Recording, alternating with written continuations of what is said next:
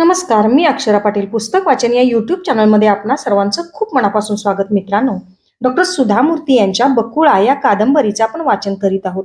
तत्पूर्वी चॅनलवर पहिल्यांदाच असाल किंवा चॅनल यापूर्वी सबस्क्राईब करायचं राहून गेलं असेल तर चॅनल आधी सबस्क्राईब करा आणि पुस्तक वाचन कादंबरी कशी वाटली ते कमेंट बॉक्समध्ये जरूर कळवा. भाग 26. श्रीकांतला दुसऱ्या दिवशी पहाटे 5 वाजता जाग आली. त्याने मनाशी जी कुठली वेळ ठरवली असेल त्यावेळी त्याला अगदी हमखास जाग यायची. इतका निग्रही मनाचा होता तो. त्याला गजराच्या घड्याळाची गरज कधीच पडत नसे. मात्र जाग येऊन सुद्धा तो बिछाण्यातच पडून राहिला, उठला नाही. पण मग त्यालाच वाटलं, आता याहून अधिक वेळ वाया घालवणं योग्य नाही. तो अलगद उठून चहा करून घेण्यासाठी स्वयंपाकघरात गेला. श्रीमती अजून गाढ झोपलेली होती. तिची झोपमोड करायची नव्हती त्याला. चहाचा कप हातात घेऊन तो बाल्कनीत आला. त्याने रस्त्याकडे पाहिलं. मुंबई शहराला हळूहळू जाग येत होती. सकाळचं गार वारं सुटलं होतं. शरीराला सुखद स्पर्श वाटला त्या वाऱ्याचा. पण नंतर अचानक अंगावर शिरशिरी उमटली. हवेतला गारवा जाणवताच तो आत गेला. आतून श्रीमतीची शाल आणून ती अंगाभोवती लपेटून परत बाल्कनीत उभा राहिला, समुद्राकडे एकटक बघत. खरं तर सकाळचा वेळ हा अशा पद्धतीने वाया घालवणं त्याच्या तत्वात बसणारं नव्हतं. या सकाळच्या वेळेत तो नेहमी परदेशी फोन करून आपली तिकडची कामं उरकत असे. पण आज मात्र त्याला तसं करावंसं वाटेना. क्वचितच कधीतरी आपल्या डोक्याचं न ऐकता तो आपल्या हृदयाचं ऐकत असे. आज तसंच घडलं होतं. सकाळच्या वेळी दुरड्यांमध्ये ताजे मासे भरून कोळी स्त्रिया झपाझप निघाल्या होत्या. खरं तर हे कोळी लोकच मुंबईचे खरेखुरे रहिवासी. तेव्हाच्या काळापेक्षा आता या शहरात किती आमूलाग्र बदल झालेला होता. शिखांच्या मनात आलं, एवढंच नव्हे तर गेल्या 15 वर्षात या शहरात राहून आपल्या स्वतःच्या आयुष्यात सुद्धा केवढा बदल झालेला आहे. मुंबई शहरात राहण्यामध्ये कितीही समस्या असल्या तरी हे शहर त्यांना प्रिय होतं. त्या शहराचा संमिश्र तोंडवळा आणि तेथे आढळून येणारी व्यावसायिकता त्याला प्रिय होती. तो जर हुबळी सोडून या शहरात आला नसता तर तो काही आज या जागी येऊन पोहोचू शकला नसता. आपण आयुष्यात पहिल्यांदा जेव्हा समुद्र पाहिला होता तेव्हा आपल्याला कसं वाटलं होतं त्याची श्रीकांतला आता बाल्कनीत उभं राहिल्यावर आठवण झाली. त्यावेळी तो लहान होता, 12 वर्षाचा असेल. आपल्या आईबरोबर कर्नाटकातील गोकर्ण या समुद्र किनाऱ्यावर असलेल्या गावी देवदर्शनास गेला होता. खऱ्या अर्थाने सुट्टीची ती पहिलीच सहल होती. कारण आजपर्यंत सुट्टीत केवळ आपला मामा शिनाप्पा याच्याकडे जाऊन राहायचं असाच प्रघात होता. आणखी कोणत्याही परगावच्या नातेवाईकांकडे जाऊन राहण्याचा प्रसंग आलेला नव्हता. आपल्या आईने आपल्याला लहानाचं मोठं करताना किती कष्ट उपसले होते याची त्याला आठवण झाली. समोर समुद्राच्या लाटा उसळत होत्या. त्या वेगाने येऊन काळ्याभोर खडकांवर आदळून परत माघारी फिरत होत्या. त्याचप्रमाणे त्याच्या मनात एका मागोमाग एक विचार उसळी मारून उठत होते. श्रीकांतचा एक चुलत भाऊ होता, श्याम. तो इंजिनियर होता आणि पब्लिक वर्क्स कमिशनमध्ये मोठ्या हुद्द्यावर होता. तो आपल्या इतर सर्व नातेवाईकांना श्रीकांतच्या आईला कमी लेखत असे. आपल्या मुलाने पण त्याच्यासारखं इंजिनियर होऊन पब्लिक वर्क्स कमिशनमध्ये नोकरीला लागावं असं गंगाक्काला वाटे. एव्हाना सूर्य चांगलाच वर आला होता. मुंबई शहरात नेहमीची गजबज सुरू झाली होती. सकाळची शांतता भंग पावली होती. रोजचे व्यवहार सुरू झाले होते. श्रीकांतच्या मनात आलं, या मुंबईत पैशानं सारं काही विकत घेता येतं, फक्त आईचं प्रेम तेवढं मिळत नाही. तो भावनाविवश झाला होता. आपली आई फारशी शिकलेली नाही म्हणून ती श्रीमतीशी असं वागते, पण खरं म्हणजे श्रीमतीने हे समजून घ्यायला पाहिजे. पण उत्तर कर्नाटकातली माणसंच अति भावनाप्रधान. या दोघीही तशाच होत्या, आई पण आणि बायको पण. तो स्वतः मात्र अत्यंत व्यवहारी होता. माणूस जर व्यवहारी नसेल तर तो कधी व्यवसाय करू शकत नाही. धंदा नीट चालत नाही तर आर्थिक भरभराट होणार कशी? पण एखाद्या व्यक्तीच्या मानसिक आणि भावनिक स्वास्थ्यासाठी त्याची आर्थिक प्रगती होणं खरोखरच गरजेचं आहे का? अशी एक छोटीशी शंका त्याच्या मनाला चाटून गेली.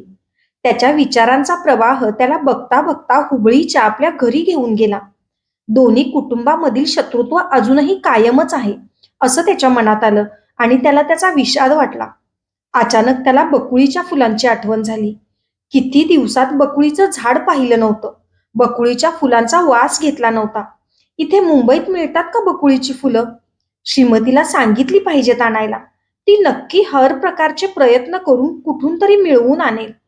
कोणतंही काम तिच्यावर सोपवलं की ते पार पाडणारच याची त्याला खात्री होती. श्रीकांत सकाळी बरोबर 8 वाजता ऑफिसला जाण्यासाठी घराबाहेर पडला. 5 मिनिटांचाही उशीर होऊन चालणार नव्हता. लगेच गर्दी प्रचंड वाढली असती. कारने ऑफिसला जात असताना श्रीकांत नेहमी आपल्या फायली तरी काढून बसायचा, नाहीतर मोबाईलवर फोन चालायचे. त्याचा ड्रायव्हर मारुती खरं तर चांगला गप्पिष्ट होता, पण श्रीकांतला त्याच्याशी बोलायला कधी सवड नसे. शिवाय त्याला ड्रायव्हरशी विशेष जवळीक करायची इच्छाही नसे. श्रीमतीचं मात्र वेगळं होतं. ती कामवाल्या बायकांशी, ड्रायव्हरशी, सर्वांशीच मनमोकळेपणाने बोलायची. त्यांच्या आयुष्याविषयी जाणून घेण्याचं कुतूहल तिला असायचं. आज काही केल्या त्याचं गाडीत काम होईना, कशातच मन लागेना. श्रीमतीचे आजकाल वारंवार भावनांचे उद्रेक होऊ लागले होते. त्याच्या मनात सारखा त्याच गोष्टींचा विचार येत होता. आजकाल तिचं मन पूर्वीसारखं शांत नसायचं. ती बारीक सारीक गोष्टींवरून त्याच्याशी वाद घालायची, भांडण उकरून काढायची. खरं तर आयुष्यात काय कमी होतं तिला? सगळं तर होतं. घरात सासूचा काच नव्हता, कारण ती स्वतंत्र राहत होती. काय मनाला येईल ती खरेदी करू शकत होती. श्रीकांतचं चेकबुक तर नेहमी तिच्याजवळच असायचं. त्याला स्वतःला कधी पैशाची गरज लागली की तोच तिच्याकडे पैसे मागायचा. त्याला स्वतःला ड्रिंक्स घेण्याची सवय नव्हती की त्याने आयुष्यात परस्त्रीकडे वाकड्या नजरेने पाहिलं नव्हतं, आणि तरीही श्रीमती असमाधानी होती. हे मात्र योग्य नाही असं त्याच्या मनात आलं. तिला त्याच्याबरोबर व्यवसायानिमित्त आयोजित करण्यात आलेल्या मेजवानीला जायला मुळीच आवडत नसे. 3 महिन्यांपूर्वी ती त्याच्याबरोबर जर्मनीला गेली होती. ते 3 दिवस बर्लिनमध्ये होते. त्या 3ही दिवसात तिने बर्लिनची सगळी म्युझियम्स पालथी घातली होती. तिने एकाही डिनरला उपस्थिती लावली नव्हती. एखाद्या म्युझियममध्ये एवढा आवडीने बघण्यासारखं काय असतं ते श्रीकांतला कधीच कळायचं नाही. श्रीमतीने जगभरातील उत्कृष्ट म्युझियम्स अगदी बारकाईने पाहिली होती. तिला कोणतंही म्युझियम पाहण्याचा कधीच कंटाळा यायचा नाही. श्रीकांत स्वतः 3 महिने पॅरिसला राहिला होता, पण या 3 महिन्यात पॅरिसचं जगप्रसिद्ध म्युझियम खास जाऊन बघावं असं त्याच्या एकदा सुद्धा मनात आलं नाही. अचानक ड्रायव्हरने गाडीला ब्रेक लावला आणि त्या धक्क्याने श्रीकांत भानावर आला. गर्दीने भरलेल्या पेडर रोडला ते आले होते. हा सर्व वेळ श्रीकांतच्या मनात फक्त श्रीमतीचेच विचार होते. तिच्या आजकालच्या वागण्याचा त्याला त्रास होऊ लागला होता. तिचा स्वतःचा दृष्टिकोन फारच भावनाप्रधान होता. कदाचित त्यामुळे तर ती एवढी दुःखी नव्हती ना. काही दिवसांपूर्वी रमा तिच्या मुलांना घेऊन मुंबईला आली होती. तेव्हा श्रीकांतने सर्वांना ताज हॉटेलमध्ये जेवायला नेलं होतं. जेवणानंतर बिलाचा आकडा पाहून रमा सूचकपणे म्हणाली होती, "अरे श्रीकांत, तू एका रात्री जेवणावर जेवढा खर्च करतोस तेवढा तर आमचा 1 महिन्याचा खर्च असतो." श्रीकांतने ती गोष्ट हसून सोडून दिली, पण श्रीमतीने त्याचा वेगळाच अर्थ लावला.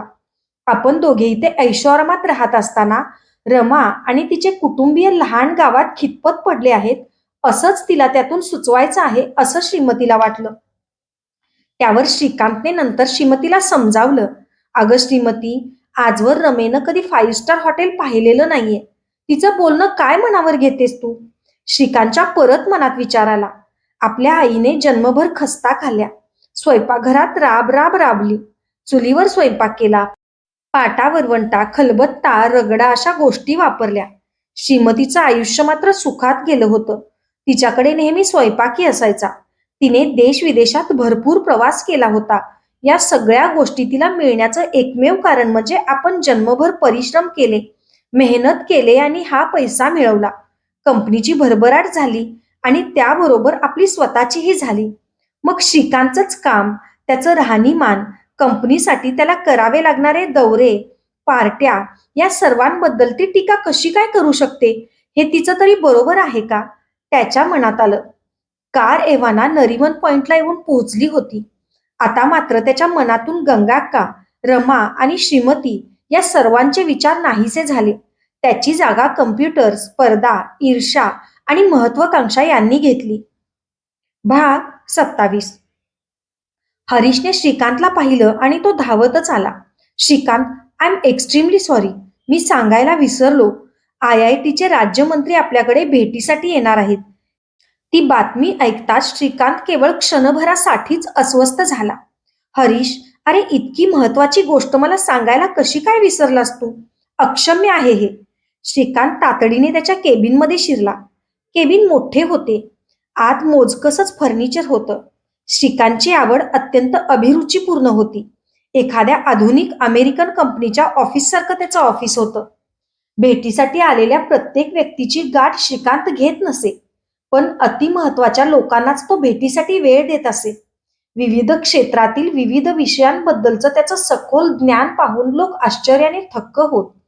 स्वभावाने शांत असला तरी त्याच्या चेहऱ्यावरील आत्मविश्वास आणि धीरगंभीर भाव पाहून लोक भारून जात.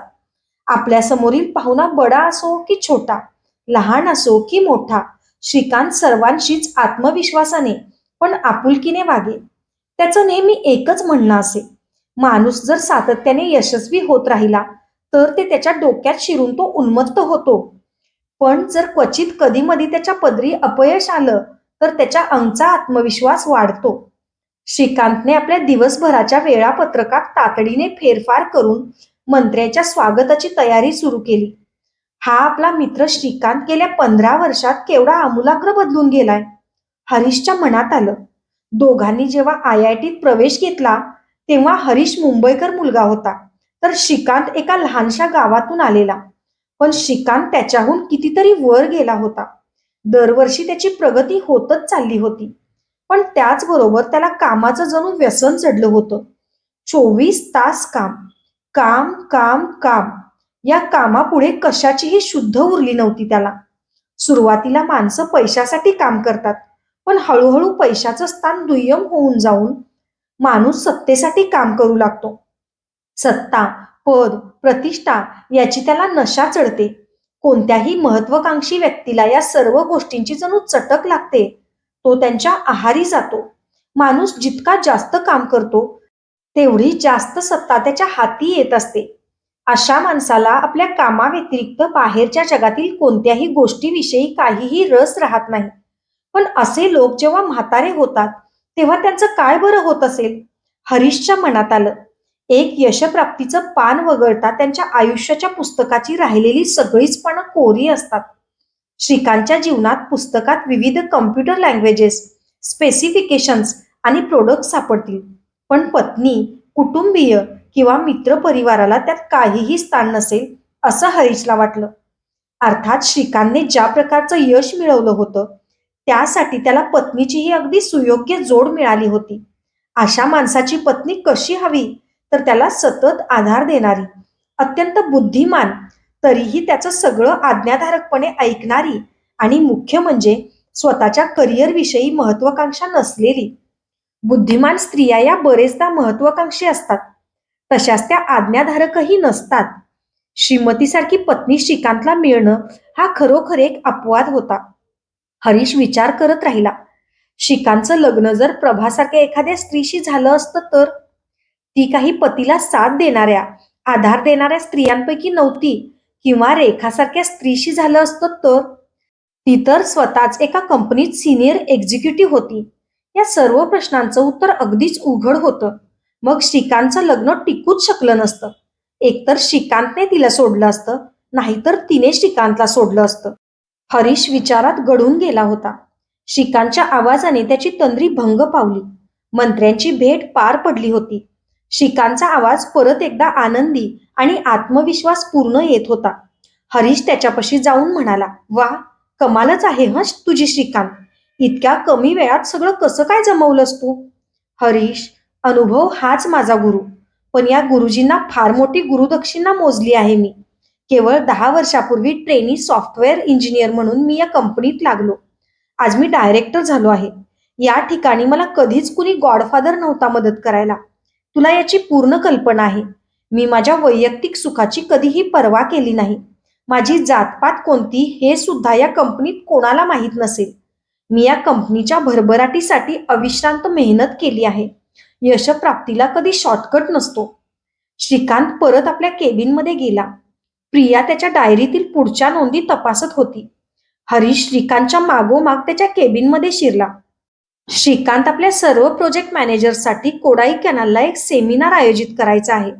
तू त्याच्या उद्घाटनाला हजर राहू शकशील ना? हे कुठलं ठिकाण शोधून काढलं? श्रीकांत, सगळेच काही तुझ्यासारखे नसतात. त्यांना ऑफिसच्या वेळातून जरा सवड काढून आपल्या बायका मुलांना घेऊन त्यांना थंड हवेच्या ठिकाणी जाऊन राहावंसं वाटतं. पण आपण त्यांना त्यासाठी रजा देऊ शकत नाही ना. मग यातून दोन्ही उद्दिष्ट साध्य होतील. ओके, पण माझ्या डायरीचा बॉस मी नाही. तू प्रियालाच विचार ना. प्रिया म्हणाली, सॉरी सर, कोडाईला प्लेनने जाता येत नाही, त्यामुळे ते शक्य नाही. पुढचे 2 महिने तुम्हाला अजिबात वेळ नाहीये. मग सॉरी हरीश. बरं, अमोल कसा आहे? तो ठीक आहे. आम्ही नुकतंच त्याला भेटून आलो. त्याची सुट्टीत सुद्धा घरी यायची इच्छा नाही. त्याला इकडे फार कंटाळा येतो. नाहीतर आम्ही दोघेही घरातच नसतो ना, तो घरी आला तरी. त्याला त्यामुळे हॉस्टेलमध्येच बरं वाटतं. शिकांनी नुसती मान हलवली व त्याच्या डोक्यात पुढच्या कामाचे विचार होते. हरीश, आपण कधीतरी अमेरिकेत एखादा रोड शो केला पाहिजे. तू लवकर त्याची व्यवस्था कर. आपले प्रतिस्पर्धी तिथल्या बाजारपेठेत पोहोचण्याआधी आपल्याला तातडीने हालचाल केली पाहिजे. मला त्याबद्दल लवकरात लवकर रिपोर्ट दे. एवढं बोलून श्रीकांतने परत कामात डोकं खुपसलं. पण इतक्या वेळात श्रीमतीला एखादा फोन करावा, तिच्याशी बोलावं असं मात्र त्याच्या मनात मुळीच आलं नाही. श्रीमती आणि आपल्यातली दरी वाढत चाललेली आहे असं त्याला मनोमन वाटलं. 2 माणसांमध्ये कधीतरी मतभेद होणं तर नैसर्गिकच आहे याची त्याला जाणीव होती. अगदी ते पती पत्नी असले तरी सुद्धा. पण काल रात्री श्रीमतीने त्याच्या आयुष्याच्या अंतिम ध्येयाबद्दलच प्रश्न उपस्थित केला होता. आपल्याला आयुष्यात ज्या काही गोष्टी अत्यंत गरजेच्या, महत्वाच्या वाटतात त्याची श्रीमतीला काहीही पर्वा नाही, हे त्याला तिच्या बोलण्यातून स्पष्ट जाणवलं.